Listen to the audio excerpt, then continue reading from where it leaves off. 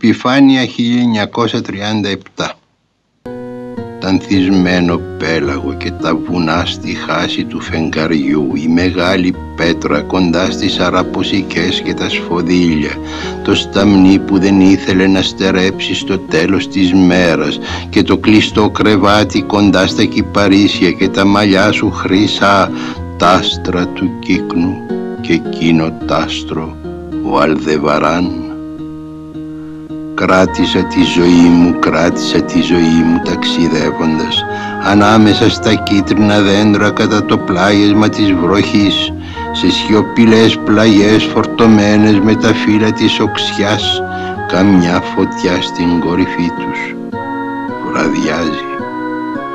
Κράτησα τη ζωή μου, στα αριστερό σου χέρι μια γραμμή, μια χαρακιά στο γόνατό σου, τάχα να υπάρχουν στην άμμο του περασμένου καλοκαιριού, τάχα να μένουν εκεί που φύσηξε ο βοριάς, καθώς ακούω γύρω στην παγωμένη λίμνη την ξένη φωνή. Τα πρόσωπα που βλέπω δεν ρωτούν, μήτε γυναίκα περπατώντας κυφτή βυζένοντας το παιδί της.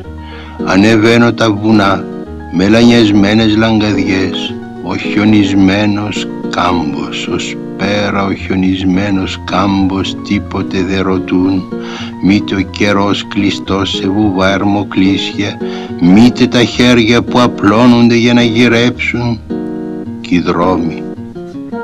Κράτησα τη ζωή μου ψιθυριστά μέσα στην απέραντη σιωπή, δεν ξέρω πια να μιλήσω, μήτε να συλλογιστώ, ψίθυρη σαν την ανάσα του κυπαρισιού τη νύχτα εκείνη, σαν την ανθρώπινη φωνή της νυχτερινής θάλασσας στα χαλίκια, σαν την ανάμνηση της φωνής σου λέγοντας ευτυχία.